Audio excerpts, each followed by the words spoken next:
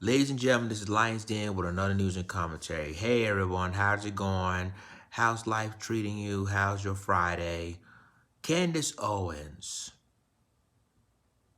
She still don't get it, does she? Now, she had the audacity to diss George Floyd, and he's dead. You know, saying that he's not going to support. She's not going to support George Floyd because George Floyd's a criminal and whatnot. Now, remember, ladies and gentlemen, this is an 18-minute video. So we're going to hear her rant, and then after we're going to hear her rant, I'm going to respond to her rant with my own commentary. So here we go. Hello, Facebook family. I have decided to do this video. It has been weighing very heavily on my heart and on my mind as well. And it was something that I wanted to say early on, but there were so many emotions and so much pressure for me to go with a popular opinion about who George Floyd was. And sometimes it can be difficult when there are just so many external pressures to say what you believe. And this was an instance where I felt like my silence would have been better in the beginning. But the more that I think about it, I realize that we are being sold a lot of lies, and at the detriment to the Black community, at the detriment to the white community, and at the detriment to America as a whole. So I want to come out and say that I do not support George Floyd and the media depiction of him as a martyr for Black America. I'm going to explain why, and I hope that some of you guys will understand where I'm coming from. I have spent a considerable amount of time reading a lot of Black authors that I think are some of the most brilliant Black Americans breathing. Walter Williams, Shelby Steele, Thomas Sowell, and I recently came across something that was an idea that was planted into my head by Shelby Steele, and it has been something that I cannot forget. It is something that will stick with me for the rest of my life. And it is something that I hope for the Black Americans that are watching will stick with you for the rest of your life. Shelby Steele said that the Black community is unique from other communities. Our culture is unique from other communities because we are the only community that caters to the bottom denominator of our society. Now, let me explain what that means. It means to say that not every Black American is a criminal, not every Black American is committing crimes, but we are unique in that we are the only people that fight and scream and demand support and justice for the people in our community that are up to no good. You would be hard pressed to find, a Jewish person who has spent 5 stints in prison, who commits a crime and dies while committing a crime, and that the Jewish people champion and demand justice for. You will be hard-pressed to find this in white America. You'll be hard-pressed to find this even in Latino America. If there is a person that is spent multiple times in prison, you are not going to see a bunch of Latinos coming out demanding justice for this person, even if, and I want to be very clear, what I'm saying is not any defense for Derek Chauvin. I hope Derek Chauvin gets the justice that he deserves to be, implemented upon him, and that the family of George Floyd deserves justice for the way that he died. But I also am not going to accept the narrative that this is the best the Black community has to offer. For whatever reason, it has become fashionable over the last 5 or 6 years for us to turn criminals into heroes overnight. And it is something that I find to be despicable, and it is something that I refuse to stand by any longer, and I am not going to play a part in it, no matter how much pressure comes from Black liberals and Black conservatives as some token of people wanting you to believe that this is the only way you can be Black, is you have to say this was wrong and that this person was amazing. I won't do that. George Floyd was not an amazing person, and as soon as this video hit the internet, I did just basic searches. Everyone jumped on it and was looking at the police officer, and everyone agrees that the police officer was wrong, and the police officer has been arrested. So that is not the reason I'm not discussing that, is because that is not something that has been misconstrued in the media. He has been turned into the devil that he is, and there is no reason for us to harp on that any longer, because white Americans are not uplifting Derek Chauvin as a victim or pretending that he's an amazing human being. But George Floyd is being uplifted accepted as an amazing human being. And for those of you who have not yet seen the clips and did not pursue or wait for more clips to come out, first and foremost, George Floyd at the time of his arrest was high on fentanyl and he was high on methamphetamine. This came back in both of his autopsy reports. If you pursued the 911 transcript, you can see the person describing somebody who is out of their mind high, and which is what made the person fearful, because he tried to use a bill that I guess was a fake bill to purchase something, and then he was outside acting weird, and they, in their police calls, said that this person was obviously distorted on drugs. When he is put into handcuffs and is put against the wall, a baggie of what looks to be like cocaine or it's a white baggie that he drops onto the floor that you can see in an image. If you look up the clip, the media is refusing to circulate it. You can find it on Twitter. If you use DuckDuckGo and look up George Floyd baggie, you can watch the clip yourself with your own eyes. He had drugs on him at the time of his arrest. Now, barring all of that, nobody thinks that he should have died during this arrest, but what I find despicable to be is that everyone is pretending that this man lived a heroic lifestyle when he didn't, and I want to talk about what his lifestyle was leading up to this moment, and why I refuse to accept the narrative that this person is a martyr or should be lifted up in the Black community, and that we should be buying t-shirts with his name on it, okay? So here we have, first and foremost, let's start from the bottom of his record. And by the way, I am not saying that if you have a record, you don't deserve a second chance. I think people get arrested, and some people can serve time in prison, and I believe in second chances, but I do draw the line when it comes to second, third, fourth, fifth, sixth, seventh, eighth, and ninth chances. 1998, he spent 10 months in prison for theft with a firearm. That was the first prison stint that I could find on him.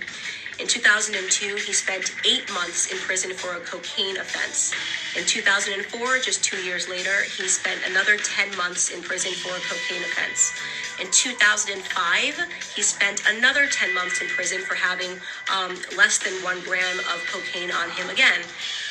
In 2007, and this was the biggest instant that I had that made me realize this was a horrible human being that I am not going to pretend was a good person. In 2005, a woman who was pregnant received a knock at the door, and she went to the door, and the person pretended to be someone that worked for the water department. So she opened her door and quickly realized that the person at her door did not work for the water department, and attempted to slam it. At the moment that she was attempting to slam it, a Ford pulled up, and another 5 men jumped out of the car, and one of which was George Floyd, came up to the door, and they forced their way inside to her home, inside of her home. Mind you, this woman is pregnant. At that point, George Floyd took out a gun and pressed it to her stomach. And she was screaming, begging for her life, and he put her inside of her living room and instructed one of his criminal friends that was with him to watch her and to make sure she didn't leave the living room. So he was playing guard while they ransacked her home looking for drugs and money. They did not find drugs. They ended up taking, I believe, her wallet and her cell phone. Fortunately for her, her neighbor observed what was going on and caught the license plate of the people as they pulled off and called 911. And when 911 was able to, they were able to track down the car of which George Floyd was the driver, and they arrested him. And 2 years later, he was sentenced to 5 years in prison for that instance. Now, you can say the media is portraying it like he was just getting his life together after, being released in 2014 following that incident. He was just getting his life together and moved and was going to start afresh. I'd like to believe all of those things, and there's a gap, and he never got in trouble for 5 years until this incident when the police were called on him again. But you are defying common sense to believe that this person suddenly became an exemplary character but happened to be high on fentanyl and methamphetamine, and trying to use a bill, a fake bill, to purchase something. And so, in my opinion, George Floyd was a criminal. He was a criminal. And just because he was a criminal doesn't mean he deserved to die at the knee of a police officer. But it does mean that I am not going to play a part of the broken Black culture that always wants to martyr criminals, who wants to pretend they were these upstanding human beings that just wanted to help society, that just wanted to reach out and uplift society. And he has a rap sheet that is long, that is dangerous. He was an example of a violent criminal his entire life. Okay, up until the very last moment. Now, again, I want to be clear. This is not a defense for Derek Chauvin. No one that I have spoken to, no one in the news is defending Derek Chauvin. He is getting what he has coming to him. Okay, great. But why are we pretending that this criminal should be upheld as a citizen, as a martyr in Black America? A martyr for a fake narrative, by the way. Police brutality, racially motivated police brutality is a myth. Okay, so let's get into that. Not only are we using this death, right, and allowing it to cause these riots and protests, pretending this was some upstanding citizen in the Black community who was tackled down and killed for no reason, right? Not only are we allowing it to inspire riots in which Black people are dying, in which actual upstanding Black citizens are dying. Case in point, I'm sure you guys have all now seen David, the sheriff that just was shot and killed because he was trying to protect a pawn shop. Please look him up if you haven't seen it. I'm blanking on his last name. His first name is David, who was shot and killed for trying to protect a pawn shop from looters. An upstanding citizen, an actual head of a police. He was the head of a police his entire life, 77 years old, did everything right? So we now have to kill upstanding Black citizens because a non-upstanding Black citizen, a career Black criminal, died. Now, did he deserve to die in that manner? No. I can't say it enough. No, he didn't deserve to die in that manner.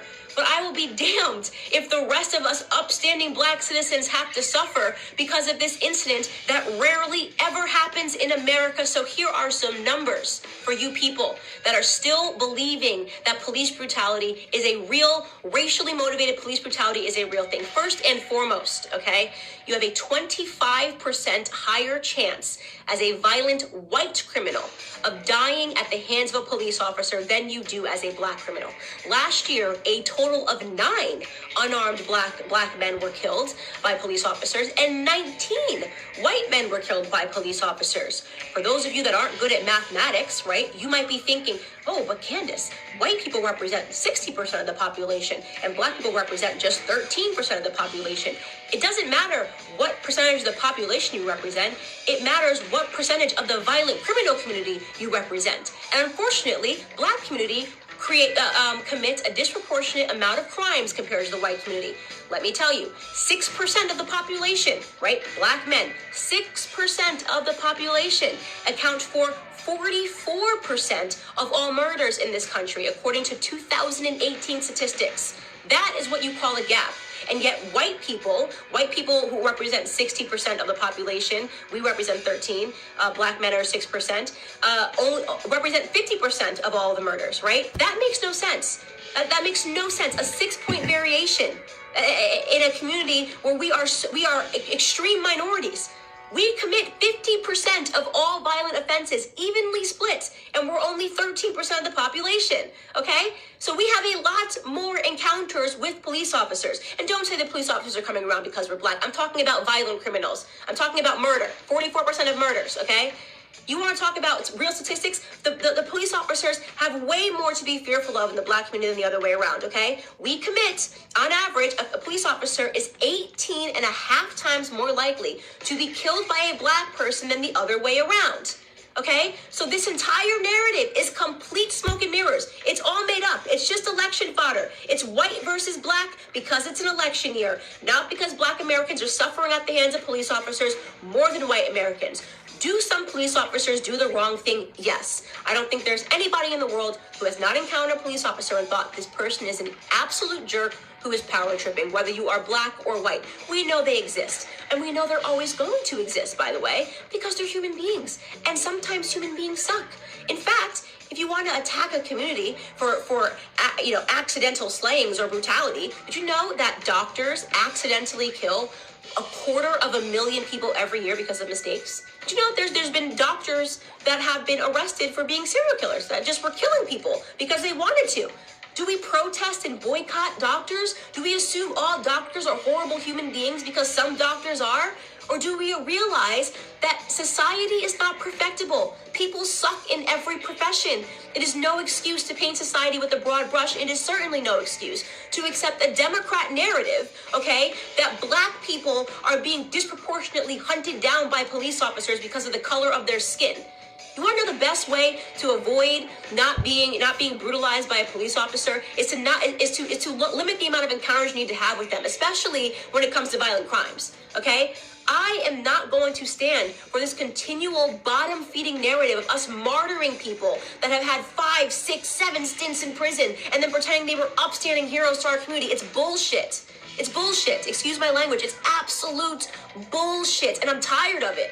I'm tired of having to play pretend. I'm tired of sitting here and being called a coon or an Uncle Tom because I won't play this bottom-feeding game with you. If you want to hang up posters of criminals on your wall and talk about them as your martyrs, do it. Do it. You can do it. Kobe Bryant was my idol, okay? I'll keep a photo of Kobe Bryant. You can keep one of George Floyd and pretend he was an upstanding human being that just once or twice put a gun across a pregnant woman's belly. Could you imagine that woman right now? That black woman, by the way, right? Watching everybody pretend this person was an upstanding human being who just at the age of 42 and 5 prison stints was going to get his life together. I mean, it's embarrassing. We are embarrassing in that regard, right? This is why we have a cycle and a toxic culture, because nobody wants to tell the truth in Black America. It's so easy to be a victim. It's so easy to ask white people to bow down and apologize and do all these things for us. It's crap. It's crap. It's a lie. It's a farce. Our biggest problem is us, okay? It's why we don't talk about it when black on black crime happens. It's why we don't talk about it when 40 black people are killed in one weekend during Memorial Weekend in Chicago. We don't want to talk about any of that stuff. We don't want to talk about Baltimore. We don't want to talk about New Jersey. We don't want to talk about any of these places where black people are being slaughtered by other blacks, because that would mean that we had to be personally accountable, right? That would mean personal responsibility. We don't do personal responsibility in our community. We don't do it. We blame white people, right? We only point a camera to white people when they do something, even though we do it at a way higher rate to ourselves, right? We celebrate our drug dealers. We're the only community, right, that would ever create hashtags to free people from prison because they committed crimes, like free Meek Mill, free this rapper, free this rapper. How hard is it to not spend multiple times in prison? How difficult is that? Is that too hard for us? Is that way too high of a mountain for us to scale, to do the right thing, to be upstanding citizens? That is the call to action that I have for Black America with Blexit. Like, why do we keep fulfilling this narrative? What do you think the perception of us, by the way, is on the outside? You ever look at the comments? You ever go into like an anonymous blog and see what people say? Oh, just black people being black people. I see those racist comments. Oh, just black people got to riot. Black people got to be black people. You know how they are. Oh, just black people being ignorant. That is the perception. When people get to be anonymous and talk about us, that's what they think about us, right? They think that we are the kind of people that will forever uphold criminals as the martyrs of our society, that we will never take account for the things that we do wrong, right? That we don't have it within us to educate ourselves to get ahead. And that for those of us that actually do it, well, we get called coons, right? You got Condoleezza Rice, she's a coon. Larry Elder, he's a coon. Dr. Ben Carson, brain surgeon, first ever to perform the surgery of splitting twins that are connected by the head. He's a coon, right? What a loser he is. What a stupid guy he is. Kanye West says he's not going to be told to do it because of the color of his skin. He's a coon. He's lost. He's in the sunken place. The sunken place. That's where we all are, right? Because we demand more and we will get more out of this society, because we're going to get ahead, right? That's what's going to happen. We're going to get ahead. Black conservatives get ahead because we don't subscribe to this narrative. Because you're not going to catch me outside trying to grab a TV pretending that it's because a martyr named George Floyd got killed. Okay? I'm a big believer that no matter what color you are, you do stupid things, you win stupid prizes. Okay? We have to do better. We have to teach our kids better, or we're not going to get ahead, right? Anyways, this is just a rant because I have been feeling super annoyed at these depictions in society. I have no apologies here to make. George Floyd is not my martyr. He can be yours. That's all I have to say to Black America.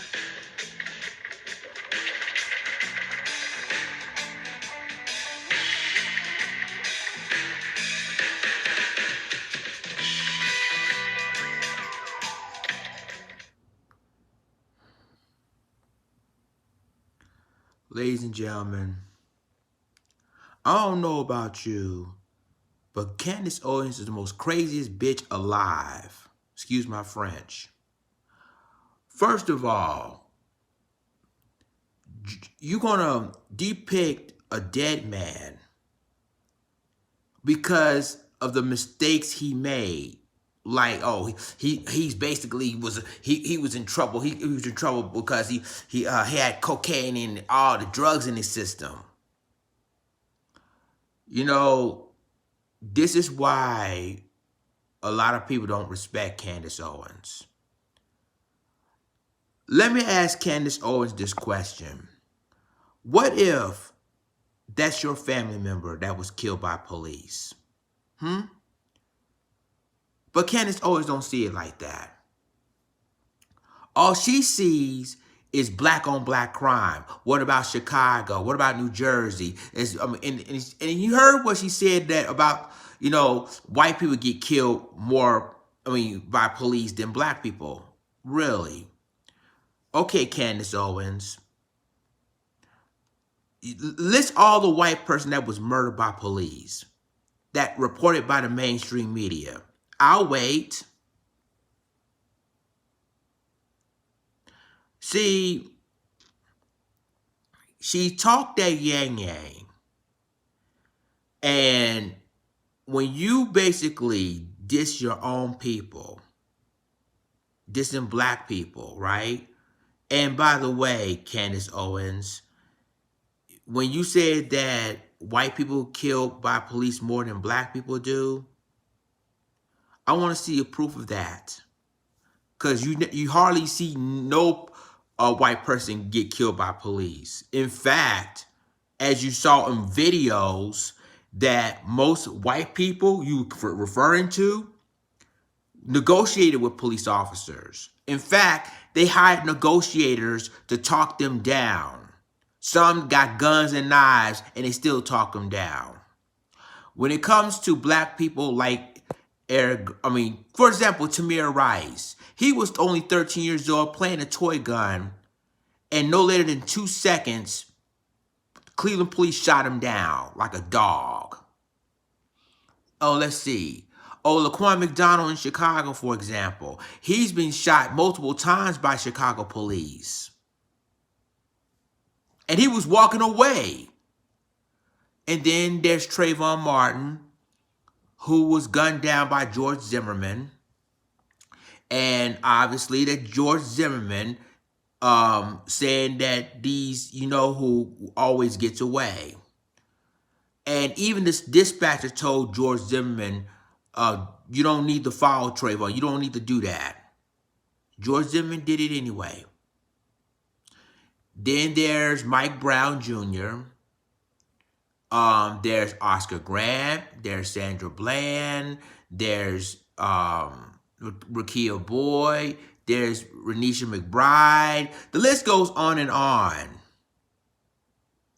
And for you, Candace Owens, saying that white people kill by police more than black people do, it shows what kind of brain you have. And all them statistics you talking about doesn't make any sense. So you hardly see white people get murdered by police. But then in Candace Owens' world, who's pro-white, she gonna think like that. But here's the big issue that I have with that comment that she made. Is that the man hasn't been dead. She was basically, the man just had a memorial, and you call him. You call George Floyd a criminal. You call him, he's been in trouble with the law. You got that from that white supremacist playbook. That's what you got it from. People, it's sad that in 2020, you got people like Candace Owens gonna believe what she's gonna believe when it comes to George Floyd. And it's fine if she don't support George Floyd, or at least get some decency in your life. Have some decency that the man is gone. You gonna talk about his past? Later than the white supremacy in the mainstream media, bringing up a person's past.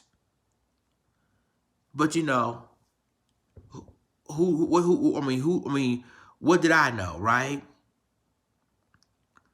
But it teaches you too, ladies and gentlemen, that you got a girl like Candace Owens, um, Larry Elders, and all these black conservatives basically thinking, well, that George Floyd, he ain't no martyr, he's a criminal. Ain't nobody even. Here's my thing with her, and I'm just being honest, ladies and gentlemen. She's the type of person that's gonna make a black person look small, but kiss ass with a white person all day, every day. Oh, and yeah, she married a white man, so I can understand why she felt the way she felt. But my point is that when you bring up a dead man's past, that's beyond low. That is just straight up disrespectful to not only to the families, but to supporters that saw the video. And it's really, we all saw the video that this police officer used his knee in the back of his neck, killing him. Oh, I mean, I don't. I'm not backing. Yes, you are backing this officer, because if you're not backing him, then you wouldn't have these words. Now, if George Floyd was your family member, would you think differently, Miss Owens? Or would you feel the same way you're feeling right now? See, this is why I said, ladies and gentlemen, that Candace Owens is a bitch. She's a straight up bitch to me. Because ain't no way in the world you're gonna diss a dead man. And a dead man can't respond. A dead man can't answer to you because he's dead and gone. Dead man can't respond. But in Candace Owens' world, he's a criminal. I don't like criminal. Oh, he putting a gun in a baby's stomach. Where do you get this information from? Where do you get it from? Oh, because you're Candace Owens, you're a conservative, you hate black people, you hate. That's why you really for the whites. Give me a break, Candace Owens. If you don't like George Floyd, if you don't like what he stands for, that's fine. And yes, what if he did make mistakes, Candace Owens? Don't everybody makes mistakes? Don't everybody has a past? See, people, it's frustrating to hear this woman, and when she said that whites kill by police than blacks without any facts, that tells me right there that she just opened her mouth just to hear her speak, hear her own speak. I don't know. But I will say this, people. Candace Owens and people like her need to have several seats, because she could easily mess the movement up. And obviously she's that type of person that she's always she always gonna be with Zaddy, no matter how bad the situation is. So at the end of the day, Candace Owens is a bitch. She need to have several seats, and respect George Floyd's family by not bringing his past up, because enough is enough. And so if you don't like George Floyd, if you don't fine, don't like him or don't respect him, but at least be decent about it, because the man is dead. Be decent. Y'all let me know what you think about this. I'm just shaking my damn head, because people like Candace Owens don't have no decency about a person being dead. So y'all let me know what you think about this. Like, click, subscribe, and remember to click the notification bell for all the news and commentary. With that being said, this License signing off. Deuces.